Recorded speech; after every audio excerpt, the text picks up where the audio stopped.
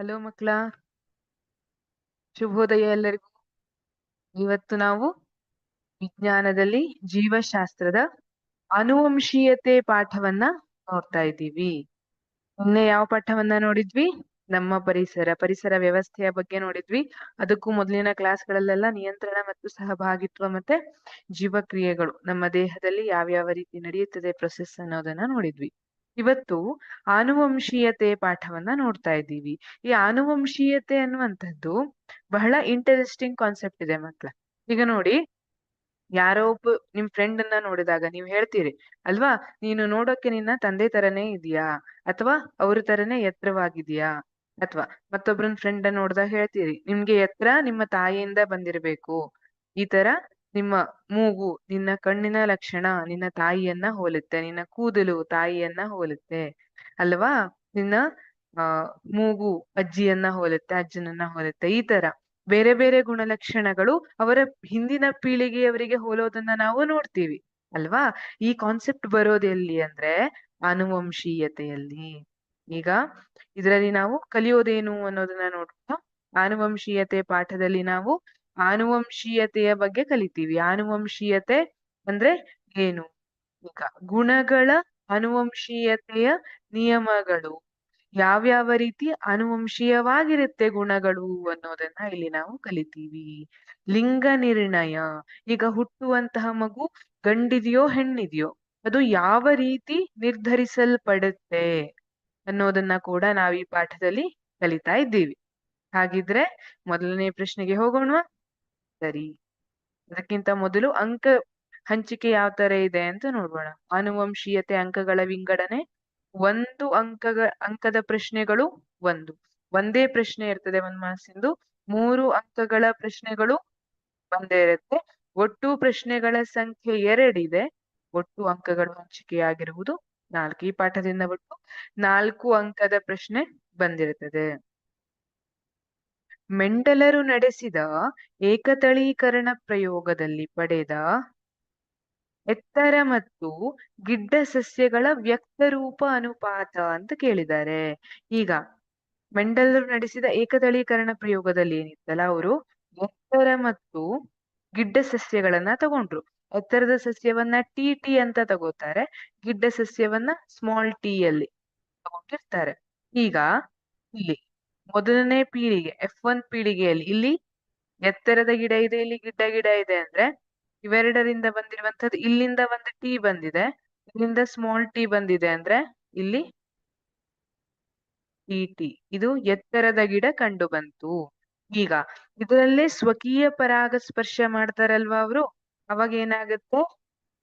ಸ್ವಕೀಯ ಪರಾಗಸ್ಪರ್ಶ ಅಂದ್ರೆ ಇದೇ ಗುಣಗಳೇ ಇರ್ತವೆ ಅಲ್ವಾ, T small T capital T small T. ಈಗ ಇಲ್ಲಿ ಯಾವ್ಯಾವ ಗುಣಗಳು ಬರ್ತವೆ ಅಂದ್ರೆ ಟಿ ಇವೆರಡರಿಂದ ಕ್ಯಾಪಿಟಲ್ ಟಿ ಬರುತ್ತೆ. ಈ ಸ್ಮಾಲ್ ಟಿ ಏನಿದೆ, ಗಿಡ್ಡ ಅಂದ್ರೆ ದುರ್ಬಲ ಗುಣ ಏನಿದೆ ಅದ್ರ ಜೊತೆ ಬರುತ್ತೆ. ಈ ಸ್ಮಾಲ್ ಟಿ ಏನಿದೆ ಇದು ಕ್ಯಾಪಿಟಲ್ ಟಿ ಜೊತೆ, ಇದು ಸ್ಮಾಲ್ ಟಿ ಸ್ಮಾಲ್ ಟಿ. ಈಗ ಇದು ಎತ್ತರದ ಗಿಡ ಬಂತು, ಇದು ಎತ್ತರದ ಗಿಡ ಬಂತು, ಇದು ಎತ್ತರದ ಗಿಡ. ಒಟ್ಟು ಎಷ್ಟಾಯ್ತು? 3. ಇದು ಗಿಡ್ಡ ಸಸ್ಯವಾಗಿ ಹುಟ್ಟಿತು. 3:1 ಅಂತ ಬರಿಬಹುದಾ? ಹಾಗಾಗಿ ಸರಿಯಾದ ಉತ್ತರ ಸಿ, 3:1. ಇಲ್ಲಿ ನೋಡಿ, ಟಿ ಇದೆ ಎಲ್ಲಿ? ಪೋಷಕ ಜೀವಿಯಲ್ಲಿ. ಸ್ಮಾಲ್ ಟಿ ಇದೆ ಮತ್ತೊಂದು ಪೋಷಕ ಜೀವಿಯಲ್ಲಿ, ಅದು ಕುಬ್ಜ ಸಸ್ಯದ ಪೋಷಕ ಜೀವಿ ಇಲ್ಲಿ. ಆದ್ರೆ ಇಲ್ಲಿ ಲಿಂಗಾಣುಗಳಲ್ಲಿ ಯಾವ್ದು ಬಂದಿದೆ? ಇಲ್ಲಿ ಕ್ಯಾಪಿಟಲ್ ಟಿ ಬಂದಿದೆ, ಇಲ್ಲಿ ಸ್ಮಾಲ್ ಟಿ ಬಂದಿದೆ, ಗೊತ್ತಿದೆ ನಿಮ್ಗೆ. ಆಮೇಲೆ ಇಲ್ಲಿ ಟಿ ಬಂದಿದೆ ಇದೇ ತರ. ಹಾಗಾಗಿ ಏಕತಳೀಕರಣ ಪ್ರಯೋಗದಲ್ಲಿ ಪಡೆದ ಎತ್ತರ ಮತ್ತು ಗಿಡ್ಡ ಸಸ್ಯಗಳ ವ್ಯಕ್ತ ರೂಪ ಅನುಪಾತ 3:1. ಮುಂದೆ ಹೋಗೋಣವಾ? ಎರಡನೇ ಪ್ರಶ್ನೆ: ಗಂಡು ಮಗುವಿನ ಲಿಂಗ ನಿರ್ಧಾರಕ್ಕೆ ಕಾರಣವಾಗುವ ಅಂಶ ಅಂತ ಕೇಳಿದ್ದಾರೆ. ಗಂಡು ಮಗುವಿನ ಲಿಂಗ ನಿರ್ಧಾರಕ್ಕೆ ಕಾರಣವಾಗುವ ಅಂಶ ಯಾವುದು? ಈಗ ಹುಟ್ಟುತ್ತಾ ಇರುವಂತಹ ಮಗು ಹೆಣ್ಣಾಗಿರುತ್ತೆ ಅಥವಾ ಗಂಡಾಗಿರುತ್ತೆ ಅಂತ ನಾವು ಹೇಗ್ ಹೇಳ್ತೀವಿ ಅಂದ್ರೆ, ಒಟ್ಟು ಮಾನವರ ದೇಹದಲ್ಲಿ 23 ಜೊತೆ ವರ್ಣತಂತುಗಳಿರ್ತವೆ. 23 ಜೊತೆ ವರ್ಣತಂತುಗಳು. ಅದರಲ್ಲಿ ಒಂದು ಜೋಡಿ ಏನಿದೆ ಅದು ಲಿಂಗವನ್ನ ನಿರ್ಧರಿಸುವಂತದ್ದಾಗಿರುತ್ತೆ.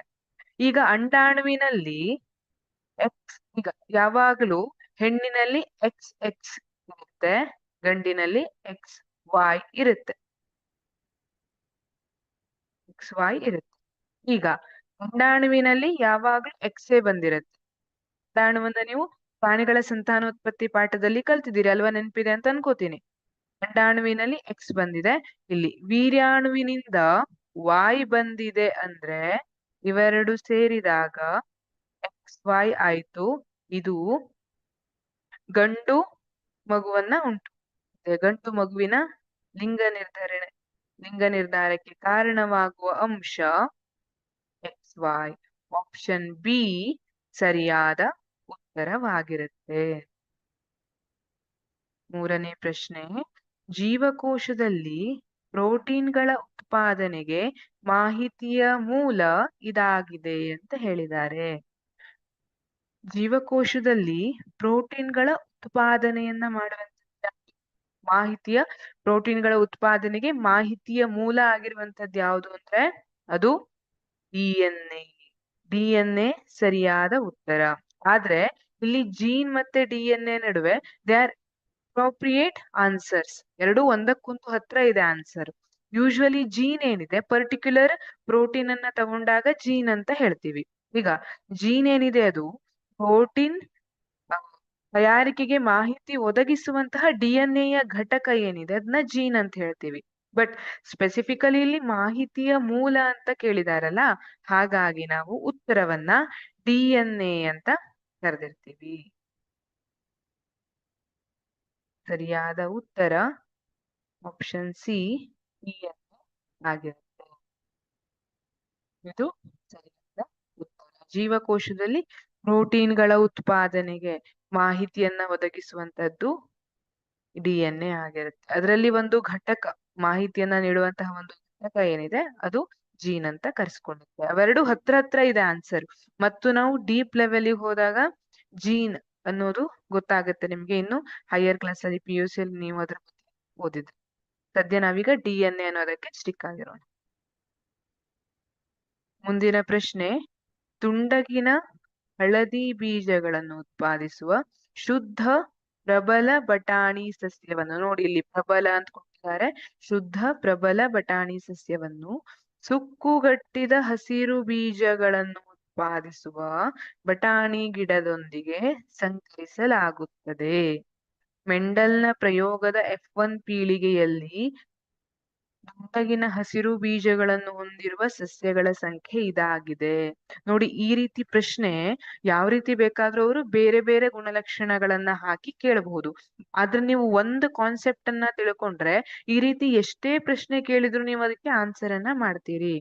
ಇಲ್ಲಿ ಯಾವ ತರ ಬರುತ್ತೆ ಅಂದ್ರೆ, ಒಂದು ಗಿಡ ಇದೆ ಬಟಾಣಿ ಸಸ್ಯ, ಸರಿ, ಇದು ಒಂದಕ್ಕೆ ಎಕ್ಸ್ಪ್ಲನೇಷನ್ ಜಾಸ್ತಿ ಕೊಡ್ತೀನಿ, ಉಳಿದಿದ್ದಕ್ಕೆ ಇಷ್ಟೊಂದು ಎಕ್ಸ್ಪ್ಲನೇಷನ್ ಅನ್ನ ಕೊಡೋದಿಲ್ಲ. ಇದನ್ನ ಸರಿಯಾಗಿ ಕೇಳ್ಕೋಬೇಕು ನೀವು. ಈಗ ನಮ್ಮ ಹತ್ರ ಏನಿದೆ, ಒಂದು ಬಟಾಣಿ ಸಸ್ಯ ಇದೆ. ನೀವು ಮನೇಲಿ ಒಂದು ಬಟಾಣಿ ಸಸ್ಯ ಬೆಳೆದಿದ್ದೀರಿ ಅಂತ ಇಟ್ಕೊಳ್ಳಿ.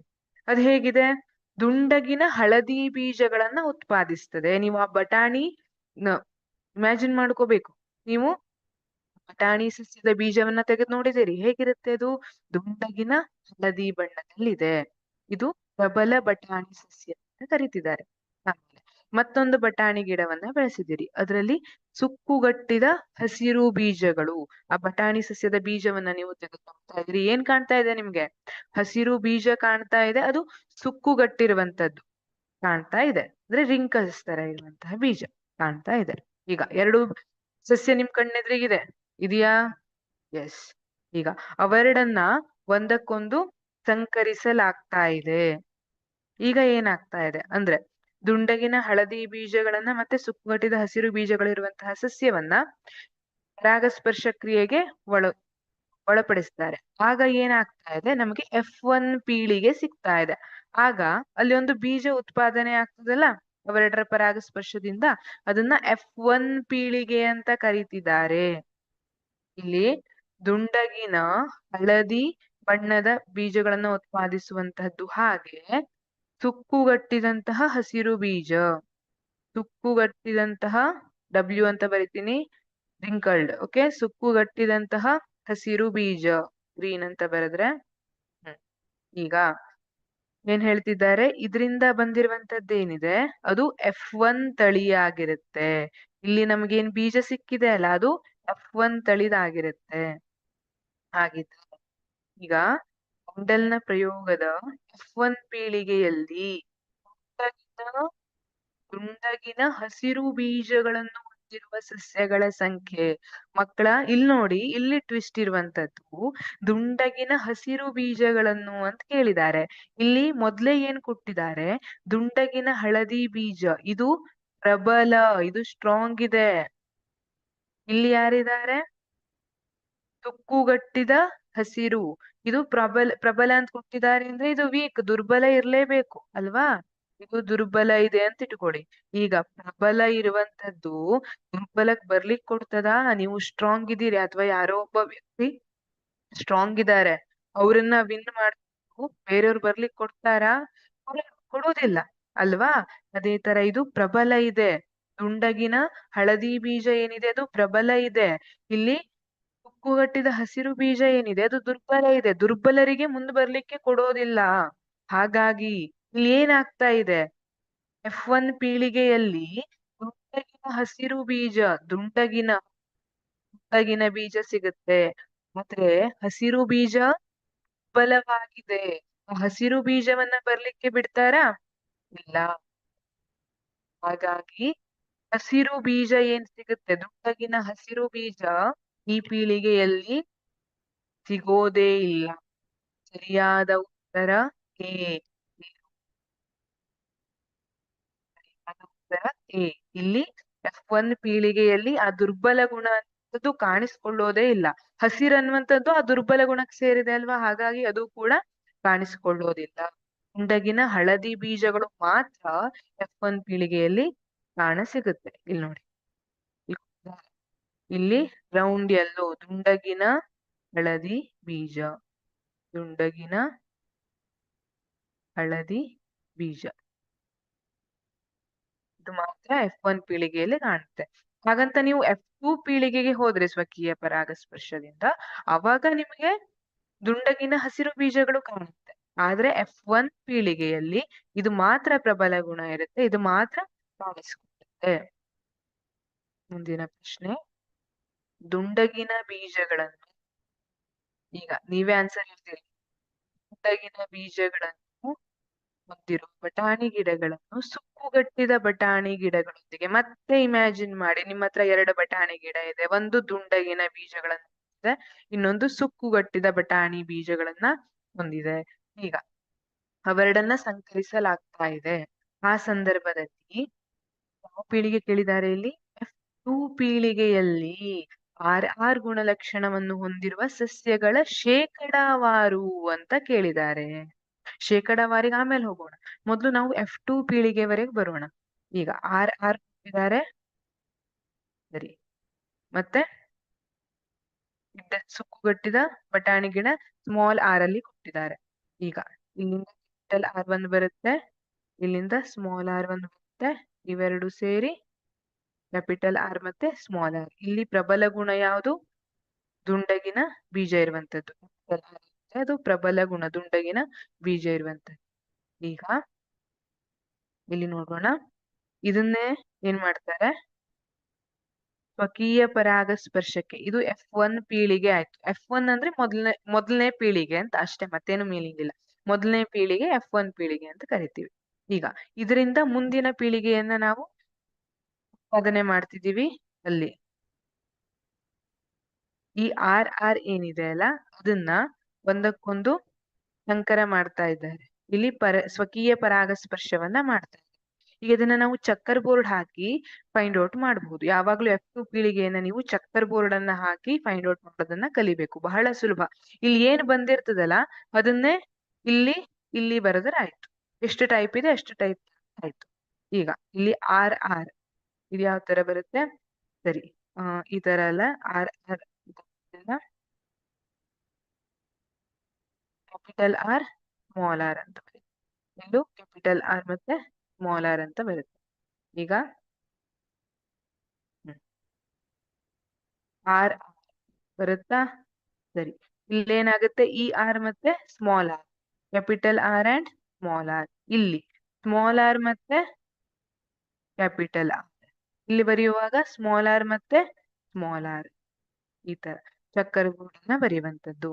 ಇಲ್ಲಿ ಏನ್ ಕೇಳಿದ್ದಾರೆ, ಇದು F2 ಪೀಳಿಗೆ ಆಯ್ತು ಮಕ್ಕಳ. ಇದೇನಿದು F2 ಪೀಳಿಗೆ ಆಗಿದೆ, ಅಂದ್ರೆ ಎರಡನೇ ಪೀಳಿಗೆ ಆಗಿದೆ. ಇಲ್ಲಿ F2 ಪೀಳಿಗೆಯಲ್ಲಿ ಆರ್ ಗುಣಲಕ್ಷಣ ಎಷ್ಟು ಆರ್ ಇದೆ, ಇದನ್ ಬಿಟ್ಬಿಡಿ. ಹ, ಆರ್ ಎಷ್ಟಿದೆ ನೋಡೋಣ. ಒಂದ್ ಆರ್ ಇದೆ, ಸರಿ. ಎರಡನೇದು ಇಲ್ಲ, ಮೂರನೇದು ಇಲ್ಲ, ನಾಲ್ಕನೇದು ಇಲ್ಲ. ಇರೋದೆಷ್ಟು? ಒಂದೇ ಆರ್ ಗುಣಲಕ್ಷಣವನ್ನ ಹೊಂದಿರುವಂತದ್ದು. ಒಟ್ಟು ಎಷ್ಟಿದೆ? 4. 4ರಲ್ಲಿ ಒಂದೇ ಆರ್ ಇದೆ ಅಂದ್ರೆ 100ಕ್ಕೆ ಶೇಕಡಾವಾರು ಅಂತ ಕೇಳಿದ್ದಾರೆ. ಶೇಕಡಾವಾರು ಅಂದ್ರೆ 100ಕ್ಕೆ ಎಷ್ಟು ಅಂತ. 4 ಒಂದ್ಲೆ 4 25. ಹಾಗಾಗಿ ಉತ್ತರ ಏನ್ ಬರುತ್ತೆ? ಶೇಕಡಾವಾರು 25. ಸರಿಯಾದ ಉತ್ತರ ಎ, 25 ಶೇಕಡ. ನೋಡಿ, ಆರ್ ದುಂಡಗಿನ ಬೀಜ, ಸ್ಮಾಲ್ ಆರ್ ಬೀಜ, ಮತ್ತೆ ಕ್ಯಾಪಿಟಲ್ ಆರ್ ದುಂಡಗಿನ ಬೀಜ, ಸ್ಮಾಲ್ ಆರ್ ಬೀಜ. ಚಕ್ಕರ್ ಬೋರ್ಡ್ ಅನ್ನ ಬರೆಯುವಾಗ ಈ ರೀತಿಯಾಗಿ ಬರ್ಕೊಳ್ಳುವಂಥದ್ದು. ಯಾವ್ಯಾವ ಗುಣಲಕ್ಷಣ ಇದೆ ಅದನ್ನ ಬೇರೆ ಬೇರೆ ಕಾಲಮ್ ಅಲ್ಲಿ ಬರೆಯುವಂಥದ್ದು. ನೋಡಿ, ಇಲ್ಲಿ ಇದು ದುಂಡಗಿನ ಬೀಜ ಒಂದು ಗುಣಲಕ್ಷಣ ಆಯ್ತು. ಸುಕ್ಕುಗಟ್ಟಿದ ಬೀಜ ಇನ್ನೊಂದು ಗುಣಲಕ್ಷಣ ಆಯ್ತು ಅಲ್ವಾ? ಇಲ್ಲಿ ಕೂಡ ಇಲ್ಲಿ ಏನ್ ಬರ್ದಿದ್ದೀರಿ ಅದನ್ನ ಇಲ್ಲಿ ಬರೆದ್ರೆ ಆಯ್ತು, ಅಷ್ಟೇ ಇರೋದು. ಸಿಂಪಲ್ ಇದೆ ಅಲ್ವಾ?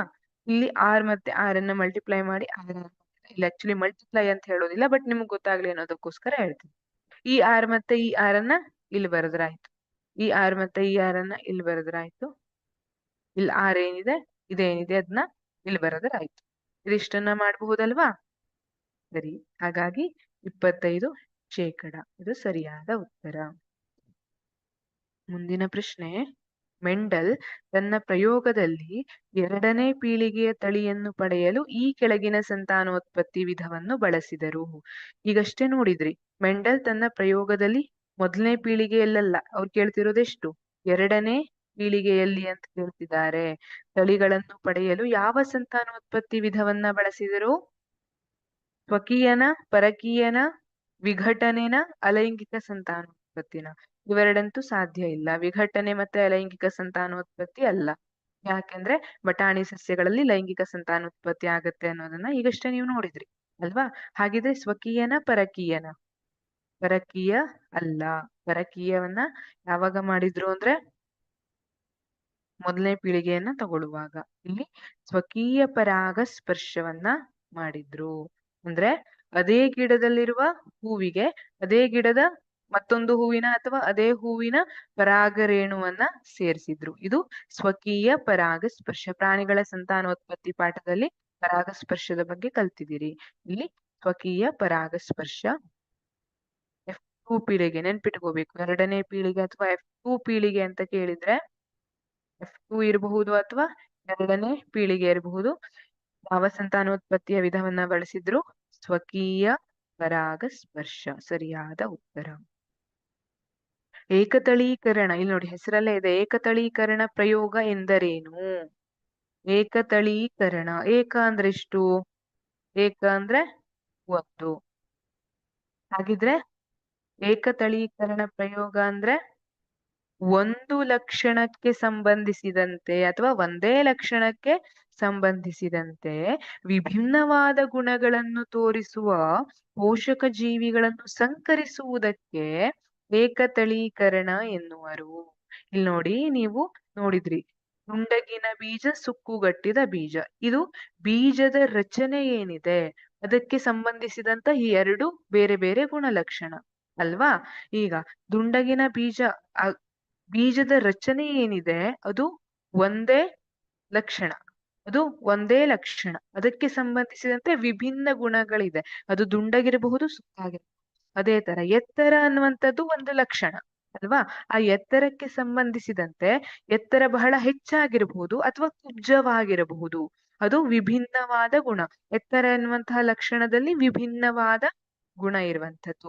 ಅದೇ ತರ ಹೂವಿನ ಬಣ್ಣ ಅಂತ ತಗೊಂಡ್ರೆ ಅದು ನೇರಳೆ ಇರಬಹುದು, ಬಿಳಿ ಇರಬಹುದು.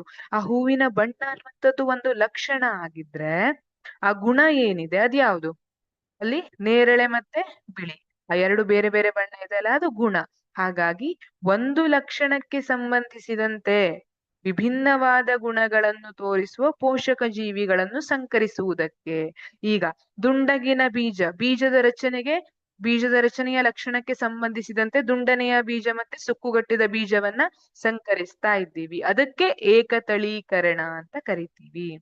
ಮೆಂಡಲರು ನಡೆಸಿದ ಏಕತಳೀಕರಣ ಪ್ರಯೋಗದಲ್ಲಿ ಪಡೆದ ಎತ್ತರ ಮತ್ತು ಗಿಡ್ಡ ಸಸ್ಯಗಳ ವ್ಯಕ್ತ ರೂಪ ಅನುಪಾತ ಎಷ್ಟು? ಇದನ್ನ ಮೊದಲನೇ ಪ್ರಶ್ನೆಯಲ್ಲೇ ವಿವರಿಸಿ ಆಗಿದೆ ಅಲ್ವಾ? ಅದು 3:1. ಎತ್ತರ ಮತ್ತೆ ಗಿಡ್ಡ ಸಸ್ಯಗಳ ಅನುಪಾತ 3:1. ಸರಿನಾ? ಮುಂದಿನ ಪ್ರಶ್ನೆಗೆ ಹೋದ್ರೆ, ದ್ವಿತಳೀಕರಣ ಎಂದರೇನು? ಮತ್ತೆ ಏಕತಳೀಕರಣ ನಿಮಗೆ ಗೊತ್ತಾದ್ರೆ ದ್ವಿತಳೀಕರಣವನ್ನು ನೀವೇ ಹೇಳ್ತೀರಿ. ದ್ವಿ ಅಂದ್ರೆ ಎಷ್ಟು? ದ್ವಿ ಅಂದ್ರೆ ಎರಡನ್ನ ಸೂಚಿಸುತ್ತೆ ಅಲ್ವಾ? ಹಾಗಿದ್ರೆ ಇಲ್ಲಿ ದ್ವಿತಳೀಕರಣ ಅಂದ್ರೇನು? ಮೆಂಡಲ್ರ ದ್ವಿತಳೀಕರಣ ಪ್ರಯೋಗದಲ್ಲಿ F2 ಪೀಳಿಗೆಯಲ್ಲಿ ದೊರೆತ ಸಸ್ಯಗಳ ಅನುಪಾತವೇನು ಅಂತ ಕೇಳಿದ್ದಾರೆ. ಹಾಗಿದ್ರೆ ಇಲ್ಲಿ ಈ ಪ್ರಶ್ನೆಯನ್ನ ಮೆಂಡಲ್ರ ದ್ವಿತಳೀಕರಣ ಪ್ರಯೋಗದಲ್ಲಿ F2 ಪೀಳಿಗೆಯಲ್ಲಿ ದೊರೆತ ಸಸ್ಯಗಳ ಅನುಪಾತ, ಇದನ್ನ ಕೂಡ ನಾವು ಎರಡನೇ ಪ್ರಶ್ನೆಯಲ್ಲಿ ಏನೋ ನೋಡಿದ್ವಿ. ನಾವು ಮೊದಲನೇದನ್ನ ವಿವರಿಸಿ. ಎರಡು ಲಕ್ಷಣಕ್ಕೆ ನೋಡಿ, ದ್ವಿತಳೀಕರಣ ಅಂದ್ರೆ ಎರಡು ಲಕ್ಷಣಕ್ಕೆ ಸಂಬಂಧಿಸಿದಂತೆಯೇ ವಿಭಿನ್ನವಾದ ಗುಣಗಳನ್ನು ತೋರಿಸುವ ಪೋಷಕ ಜೀವಿಗಳನ್ನು ಸಂಕರಿಸುವುದಕ್ಕೆ ದ್ವಿತಳೀಕರಣ ಎನ್ನುವರು. ಎರಡು ಲಕ್ಷಣ, ಒಂದು ಎತ್ತರದ ಬಗ್ಗೆ ಇರಬಹುದು, ಇನ್ನೊಂದು ಯಾವುದ್ರ ಬಗ್ಗೆ ಇರಬಹುದು? ಹೂವಿನ ಬಣ್ಣದ ಬಗ್ಗೆ ಇರಬಹುದು. ಎತ್ತರದ ಗಿಡ ಬಿಳಿ ಹೂಗಳನ್ನ ಬಿಡುತ್ತದೆ, ಅಲ್ಲಿ ಎರಡು ಲಕ್ಷಣಗಳು ಬಂದ್ವಾ ಅಲ್ವಾ? ಎತ್ತರಕ್ಕೆ ಸಂಬಂಧಿಸಿದ್ದು ಮತ್ತೆ ಹೂವಿನ ಗುಣಕ್ಕೆ ಸಂಬಂಧಿಸಿದಂತಹ ಎರಡು ಲಕ್ಷಣಗಳು ಬಂದವು. ಒಂದು ಎತ್ತರ, ಮತ್ತೊಂದು ಹೂವಿನ ಬಣ್ಣ. ಈಗ ಒಂದು ಗಿಡ ಎತ್ತರವಾಗಿದೆ, ಹೂವಿನ ಬಣ್ಣ ಬಿಳಿ ಬಣ್ಣದಲ್ಲಿದೆ, ಇದು ಒಂದಾಯ್ತು.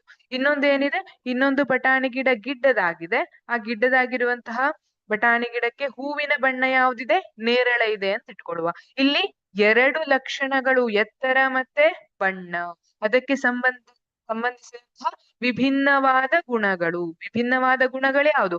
ಎತ್ತರ, ಗಿಡ್ಡ, ಬಿಳಿ, ನೇರಳೆ, ಇದು ವಿಭಿನ್ನವಾದ ಗುಣಗಳು. ಈ ರೀತಿಯಾಗಿ ವಿಭಿನ್ನವಾದ ಗುಣಗಳನ್ನ ತೋರಿಸುವ ಪೋಷಕ ಜೀವಿಗಳನ್ನ ಸಂಕರಿಸುವುದಕ್ಕೆ ದ್ವಿತಳೀಕರಣ ಎನ್ನುವರು. ಇಲ್ಲಿ ಚಕ್ಕರ್ ಬೋರ್ಡ್ ಹೇಳಿದ್ನಲ್ಲ, ಆ ಚಕ್ಕರ್ ಬೋರ್ಡ್ ಅನ್ನ ಸರಿಯಾಗಿ ಹಾಕಿ ಮಾಡಿದ್ರೆ ಅನುಪಾತ 9:3:3:1 ಸಿಕ್ಕಿರ್ತದೆ.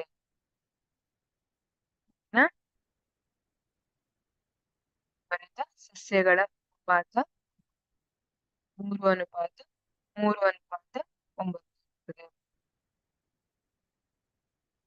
ಇರ್ತದೆ.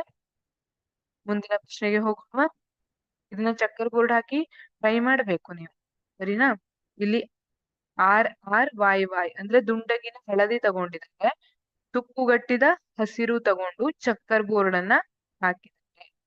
ಇಲ್ಲಿ ನೋಡಿ, ಇಲ್ಲಿ ಚಕ್ಕರ್ ಬೋರ್ಡ್ ಅನ್ನ ಯಾವ ತರ ಹಾಕುದು ಅಂತ ಹೇಳ್ಬಿಡ್ತೀನಿ. ದ್ವಿತಳೀಕರಣ ಇರುವಂತದ್ದು ಇಲ್ಲಿ ಸ್ಮಾಲ್ r ಬಂದಿದೆ, ಕ್ಯಾಪಿಟಲ್ Y ಸ್ಮಾಲ್ y ಬರ್ದಿದ್ದಾರೆ. ಇಲ್ಲಿ ಈಗ ನೋಡಿ, ಇಲ್ಲಿ ಎರಡು ಲಕ್ಷಣಕ್ಕೆ ಸಂಬಂಧಪಟ್ಟಂಗೆ ಬರಿಬೇಕು ನೀವು.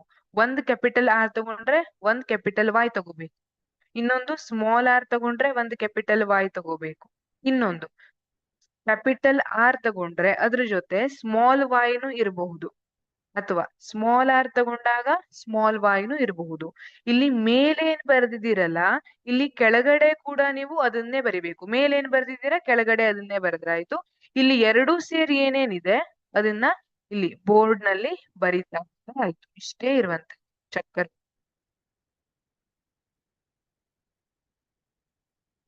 ನಾವೀಗ ಸರಿ, ಮುಂದಿನ ಪ್ರಶ್ನೆಗೆ ಹೋಗೋಣ. ಮೆಂಡಲ್ ಅವರ ಪ್ರಕಾರ ಪ್ರಬಲ ಮತ್ತೆ ದುರ್ಬಲ ಗುಣಗಳು ಎಂದರೇನು? ಪ್ರಬಲ ಗುಣ ಒಂದು ಗುಣಲಕ್ಷಣದ 2 ಪ್ರತಿಗಳಲ್ಲಿ ಒಂದು ಪ್ರತಿಯು ಸಂತತಿಯಲ್ಲಿ ಗೋಚರಿಸುವ ಗುಣಲಕ್ಷಣವನ್ನು ಹೆಚ್ಚು ತೋರಿಸಿದರೆ ಅದು ಪ್ರಬಲ ಗುಣ ಅಂತ ಅನಿಸಿಕೊಳ್ಳುತ್ತೆ.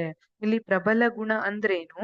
ಈಗ ನೆನ್ಪಿಟ್ಕೊಳ್ಳಿ, ಲೈಂಗಿಕ ಸಂತಾನೋತ್ಪತ್ತಿ ನಡೆಸುವ ಜೀವಿಗಳಲ್ಲಿ ಯಾವಾಗ್ಲೂ ಒಂದು ಗುಣಕ್ಕೆ ಸಂಬಂಧಿಸಿದಂತಹ 2 ವಂಶವಾಹಿ ಪ್ರತಿಗಳಿರ್ತವೆ. ಯಾವಾಗ್ಲೂ ವಂಶವಾಹಿಗಳು ಅಂದ್ರೆ ಈಗ ಆನುವಂಶೀಯತೆಯನ್ನ ತೋರಿಸುವ ಅದಕ್ಕೆ ಕಾರಣವಾದಂತಹ ವಂಶವಾಹಿ ಕ್ರೋಮೋಸೋಮ್ಸ್ ಅಂತ ಕರಿತೀವಿ. ಈಗ ಅದಕ್ಕೆ ಸಂಬಂಧಿಸಿದಂತಹ 2 ಪ್ರತಿಗಳಿರ್ತವೆ. ಈಗ ಒಬ್ಬರ ಎತ್ತರಕ್ಕೆ ಸಂಬಂಧಿಸಿದಂತೆ 2 ಪ್ರತಿ ಇರ್ತದೆ. 2 ಟಿ ಕ್ಯಾಪಿಟಲ್ ಟಿನೇ ಇರಬಹುದು,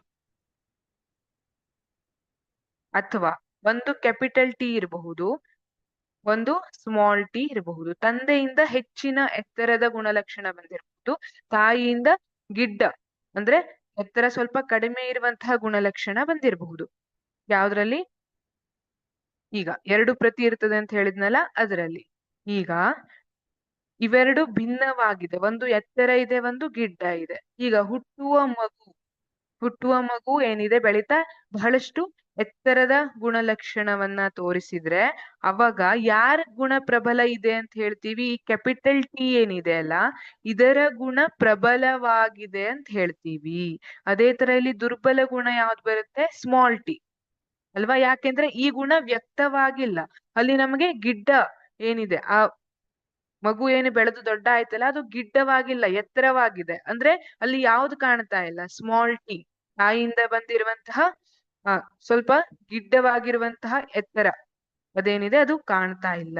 ಹಾಗಾಗಿ ಈಗ ಮತ್ತೊಂದು ಉದಾಹರಣೆಯನ್ನ ನೋಡೋಣ. ಯಾವ ತರ ಅಂದ್ರೆ, ಒಬ್ಬ ವ್ಯಕ್ತಿ, ಅವರ ತಂದೆ ಕಣ್ಣು ಬ್ಲ್ಯಾಕ್ ಇದೆ, ತಾಯಿಯ ಕಣ್ಣು ಸ್ವಲ್ಪ ಹಸಿರು ಬಣ್ಣದಲ್ಲಿದೆ ಅಂತ ಇಟ್ಕೊಳ್ಳುವ. ಹಸಿರು ಬಣ್ಣದ ಕಣ್ಣು, ಗಾಜು ಕಣ್ಣು ಅಂತ ಹೇಳ್ತೀವಲ್ಲ, ಆ ತರ ಇದೆ ಅಂತ ಇಟ್ಕೊಳ್ಳುವ. ಆ ವ್ಯಕ್ತಿಗೆ ಗಾಜು ಕಣ್ಣು ಬಂದಿದೆ ಅಂತ ಇಟ್ಕೊಳ್ಳುವ. ಈಗ ಪ್ರಬಲ ಗುಣ ಯಾವ್ದಾಯ್ತು? ತಾಯಿಯಿಂದ ಬಂದಿರುವಂತಹ ಗಾಜಿನ ಕಣ್ಣಿದೆ ಅಲ್ಲ, ಅದು ಪ್ರಬಲ ಗುಣ. ಅದು ಪ್ರಬಲ ಗುಣವನ್ನ ತೋರಿಸ್ತದೆ. ಈ ಆ ಕಪ್ಪು ಕಣ್ಣಿನ ರಚನೆ ಬಂದಿಲ್ವಲ್ಲ, ಅದು ದುರ್ಬಲ ಗುಣ ಅನ್ನೋದನ್ನ ತೋರಿಸ್ತದೆ. ಗೊತ್ತಾಯ್ತಾ? ಇದು ಪ್ರಬಲ ಗುಣ ಅಂದ್ರೆ ಒಂದು ಗುಣಲಕ್ಷಣದ 2 ಪ್ರತಿಗಳಲ್ಲಿ ಒಂದು ಪ್ರತಿಯು ಸಂತತಿಯಲ್ಲಿ ಗೋಚರಿಸುವ ಗುಣಲಕ್ಷಣವನ್ನು ಹೆಚ್ಚು ತೋರಿಸಿದರೆ ಅದು ಪ್ರಬಲ ಗುಣ. ಅದ್ರ ಅಪೋಸಿಟ್ ಏನಿದೆ? ಗುಣದ 2 ಪ್ರತಿಗಳಲ್ಲಿ ಒಂದು ಪ್ರತಿಯು ಸಂತತಿಯಲ್ಲಿ ಗೋಚರ ಗುಣವನ್ನು ಕಡಿಮೆ ಪ್ರದರ್ಶಿಸಿದರೆ ಅದು ದುರ್ಬಲ ಗುಣ ಅಂತ ಹೇಳ್ತೀವಿ. ಗಂಡು ಮಗುವಿನ ಲಿಂಗವು ಮಾನವರಲ್ಲಿ ಹೇಗೆ ನಿರ್ಧರಿಸಲ್ಪಡುತ್ತದೆ ಅಂತ ಕೇಳಿದ್ದಾರೆ. ನೆನ್ಪಿಟ್ಕೊಳ್ಳಿ, ಮಾನವರು 23 ಜೊತೆ ಕ್ರೋಮೋಸೋಮ್ಸ್ ಅನ್ನ ಹೊಂದಿರ್ತಾರೆ. ವರ್ಣತಂತುಗಳು 23 ಜೊತೆ ಇರ್ತವೆ. 23 ಅಲ್ಲ, 23 ಜೊತೆ. ಇದರಲ್ಲಿ ಏನಾಗ್ತದೆ ಅಂದ್ರೆ, ಮಹಿಳೆಯರ ವರ್ಣತಂತುಗಳು ಪರಿಪೂರ್ಣ ಜೋಡಿಯನ್ನ ಹೊಂದಿದ್ದು XX ಅಂತ ಹೇಳ್ಕೊಳ್ತೇವೆ. ಯಾವುದು? ಮಹಿಳೆಯರಲ್ಲಿ. ಆದ್ರೆ ಪುರುಷರಲ್ಲಿ XY ಇರ್ತದೆ. Y ಅನ್ನುವಂಥದ್ದು X ಗಿಂತ ಸ್ವಲ್ಪ ಚಿಕ್ಕದಾಗಿರ್ತದೆ ಅಂತ ಹೇಳ್ತಾರೆ. ಇದು ಪುರುಷರಲ್ಲಿ. ಈಗ ಏನಾಗುತ್ತೆ, ವೀರ್ಯಾಣುವಿನಲ್ಲಿ X ಅಥವಾ Y ಇವೆರಡರಲ್ಲಿ ಯಾವುದೇ ಬಂದಿರಬಹುದು. ಒಂದು X ಬಂದಿರಬಹುದು ಅಥವಾ Y ಬಂದಿರಬಹುದು. ಮಹಿಳೆಯರಲ್ಲಿ ಯಾವಾಗ್ಲೂ ಅಂಡಾಣುವಿನಲ್ಲಿ Xೇ ಬಂದಿರ್ಬೇಕು. 2 ಇರೋದು X ಅಲ್ವಾ, Xೇ ಬಂದಿರ್ಬೇಕು. ಈಗ ಮಹಿಳೆಯರ X ಏನಿದೆ ಅದು ಪುರುಷರ X ವರ್ಣತಂತುವಿನ ಜೊತೆ ಸೇರಿದ್ರೆ ಮಗು ಹೆಣ್ಣಾಗ್ತದೆ. ಒಂದು ವೇಳೆ ಇಲ್ಲಿ ಪುರುಷರಲ್ಲಿರುವಂತಹ Y ವರ್ಣತಂತುವಿನ ಜೊತೆ X ಮಹಿಳೆಯರಲ್ಲಿ ಸೇರಿದ್ರೆ ಮಗು ಗಂಡಾಗ್ತದೆ. ಹಾಗಾಗಿ ಮಾನವರಲ್ಲಿ ಲಿಂಗ ನಿರ್ಧರಣೆಯು ಹೇಗೆ ನಿರ್ಧರಿಸಲ್ಪಡುತ್ತದೆ ಅಂದ್ರೆ ನೀವು ಏನಂತ ಹೇಳಬಹುದು? ಯುಗ್ಮಜವು ತಂದೆಯಿಂದ Y ಕ್ರೋಮೋಸೋಮ್ ಅನ್ನು ಪಡೆದರೆ ಆ ಯುಗ್ಮಜವು ಗಂಡು ಮಗುವಾಗುತ್ತದೆ. ಹಾಗಾಗಿ ಗಂಡು ಮಗುವಿನ ಮನುಷ್ಯರಲ್ಲಿ ಯಾರು ಲಿಂಗವನ್ನ ನಿರ್ಧರಣೆ ಅವರು ತಂದೆಯಾಗಿರ್ತಾರೆ. Y ಕ್ರೋಮೋಸೋಮ್ ಅನ್ನ, ಯುಗ್ಮಜವು ತಂದೆಯಿಂದ Y ಕ್ರೋಮೋಸೋಮ್ ಅನ್ನು ಪಡೆದರೆ ಆ ಯುಗ್ಮಜವು ಗಂಡು ಮಗುವಾಗುತ್ತದೆ. ಇವತ್ತು 10 ಪ್ರಶ್ನೆಯನ್ನ ಮುಗಿಸಿದೀವಿ. S, okay. ಸಮಯ ಆಗಿದೆ ಮಕ್ಕಳೇ. ಉಳಿದ ಪ್ರಶ್ನೆಗಳು ಕೂಡ ಈಗ ಚಕ್ಕರ್ ಬೋರ್ಡ್ ಏನಿದೆ ಅದು ಈ ಪಾಠದಲ್ಲಿ ಬಹಳ ಮುಖ್ಯ ಆಗಿರುತ್ತೆ. ಹಾಗಾಗಿ ನೀವು ಅದರ ಬಗ್ಗೆ ಹೆಚ್ಚಿನ ಗಮನ ಹರಿಸ್ಬೇಕು. ಅದು ಬಹಳ ಸುಲಭ ಇರ್ತದೆ. ನೀವು ಕ್ವಶನ್ ಅನ್ನ ಅರ್ಥ ಮಾಡ್ಕೊಬಿಟ್ರೆ, ನೀವು ಒಂದು ಕ್ವಶನ್ ಅನ್ನ ಸರಿಯಾಗಿ ಅರ್ಥೈಸ್ಕೊಂಡಿದ್ರೆ ಯಾವ ಕ್ವಶನ್ ಕೊಟ್ರು ಅದನ್ನ ಈಸಿಯಾಗಿ ಬರಿತೀರಿ. ಅದನ್ನ ಸರಿಯಾಗಿ ಮಾಡ್ಬೇಕು. ಸರಿನಾ? ಹಾಗಿದ್ರೆ ಇವತ್ತಿನ ಸೆಷನ್ ಅನ್ನ ಮುಗಿಸೋಣ ನಾವು. ಓಕೆ, ನೆಕ್ಸ್ಟ್ ಕ್ಲಾಸ್ ಅಲ್ಲಿ ಮೀಟ್ ಆಗೋಣ. Have a good day. Thank you.